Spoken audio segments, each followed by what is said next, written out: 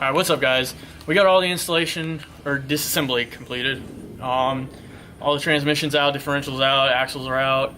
So at this point, basically we're going to clean up, we're going to get all the parts good, we're going to get the clutch out, get the flywheel, the new flywheel bolted up, get the new clutch on the back of the engine, start getting some bushings and get everything reinstalled.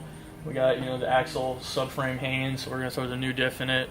So the next episode is going to have all the installation, so be ready for it.